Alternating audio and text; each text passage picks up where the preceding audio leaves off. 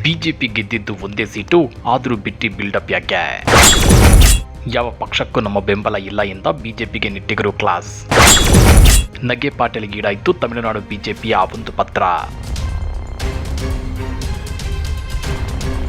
ತಮಿಳುನಾಡು ರಾಜಕೀಯದಲ್ಲಿ ಈಗ ವಿಜಯ್ ಅವರ ಟಿವಿಕೆ ಪಕ್ಷದ ಅಬ್ಬರ ಒಂದೆಡೆಯಾದ್ರೆ ಬಿಜೆಪಿಯ ಒಂದು ಪತ್ರ ಈಗ ಇಡೀ ಸೋಷಿಯಲ್ ಮೀಡಿಯಾದಲ್ಲಿ ನಗೆ ಪಾಟೀಲ್ಗೀಡಾಗಿದೆ.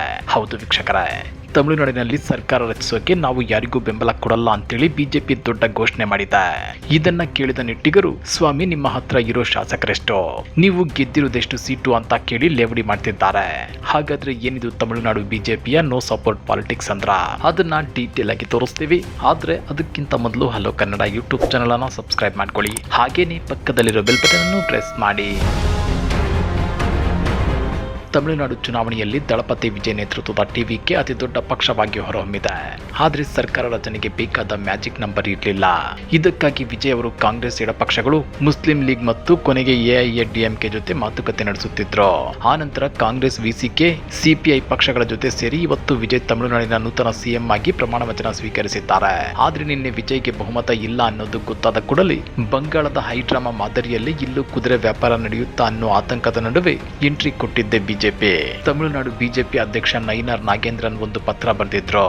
ಆ ಪತ್ರದ ಸಾರಾಂಶ ಹೀಗಿದೆ: ನಾವು ಜನರ ತೀರ್ಪನ್ನ ಗೌರವಿಸುತ್ತೇವೆ. ನಮಗೆ ಸರ್ಕಾರ ರಚಿಸೋಕೆ ಜನರು ಅಧಿಕಾರ ಕೊಟ್ಟಿಲ್ಲ. ಹೀಗಾಗಿ ನಾವು ಹೊಸ ಸರ್ಕಾರ ರಚಿಸುವ ಯಾವುದೇ ಪ್ರಯತ್ನದಲ್ಲಿ ಭಾಗಿಯಾಗಲ್ಲ. ಅಲ್ಲದೆ ಸರ್ಕಾರ ರಚಿಸುವ ಯಾವುದೇ ಪಕ್ಷಕ್ಕೂ ನಾವು ಬೆಂಬಲ ಕೊಡಲ್ಲ, ಮತ ಹಾಕಲ್ಲ ಅಂತಿತ್ತು. ಮೇಲ್ನೋಟಕ್ಕೆ ಇದು ದೊಡ್ಡ ತ್ಯಾಗದಂತೆ ಕಾಣುತ್ತೆ. ಆದ್ರೆ ಅಸಲಿ ವಿಷಯ ಬೇರೆನೇ ಇದೆ. ಗೆದ್ದಿರೋದು ಒಂದು ಸೀಟು, ಆಟ ಮಾತ್ರ 100 ಸೀಟಿನ ರೇಂಜು. ಈ ಬಾರಿಯ ತಮಿಳುನಾಡು ವಿಧಾನಸಭಾ ಚುನಾವಣೆಯಲ್ಲಿ ಬಿಜೆಪಿ ಒಟ್ಟು 27 ಸ್ಥಾನಗಳಲ್ಲಿ ಸ್ಪರ್ಧೆ ಮಾಡಿತ್ತು.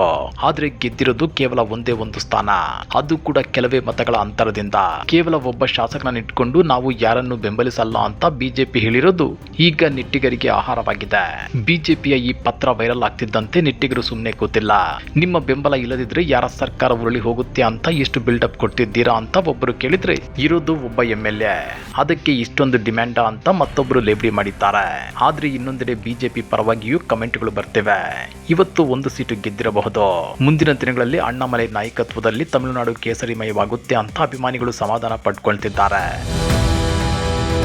ಅದೇನೇ ಇದ್ರೂ ತಮಿಳುನಾಡಿನಲ್ಲಿ ಸರ್ಕಾರ ರಚನೆಗೆ ವಿಜಯ್ ಅವರು ಸರ್ಕಸ್ ಮಾಡ್ತಿದ್ರೆ, ಬಿಜೆಪಿ ಮಾತ್ರ ತನ್ನ ಒಂದು ಸೀಟಿನ ಶಕ್ತಿಯನ್ನೇ ದೊಡ್ಡದಾಗಿ ತೋರಿಸಿಕೊಳ್ಳಲು ಪ್ರಯತ್ನಿಸುತ್ತಿದೆ. ಇದು ಬಿಜೆಪಿಯ ರಾಜಕೀಯ ನೈತಿಕತೆಯೋ ಅಥವಾ ಅತಿರೇಕದ ಬಿಲ್ಡಪ್ ಅನ್ನೋ ಚರ್ಚೆ ಶುರುವಾಗಿದೆ. ಹಾಗಾದ್ರೆ ತಮಿಳುನಾಡಿನಲ್ಲಿ ಬಿಜೆಪಿ ಕೇವಲ ಒಂದು ಸೀಟು ಗೆದ್ದು ಈ ರೀತಿ ಪತ್ರ ಬರೆಯೋದು ಎಷ್ಟು ಸರಿ? ಕಮೆಂಟ್ ಮಾಡಿ, ವಿಡಿಯೋ ಲೈಕ್ ಮಾಡಿ, ಶೇರ್ ಮಾಡಿ. ಇಂಥ ಮತ್ತಷ್ಟು ರೋಚಕ ರಾಜಕೀಯ ಸುದ್ದಿಗಳನ್ನ ಮಿಸ್ ಮಾಡದೆ ನೋಡಬೇಕು ಅಂದ್ರೆ ಹಲೋ ಕನ್ನಡ ಯೂಟ್ಯೂಬ್ ಚಾನಲ್ ಅನ್ನ ಸಬ್ಸ್ಕ್ರೈಬ್ ಮಾಡ್ಕೊಳ್ಳಿ.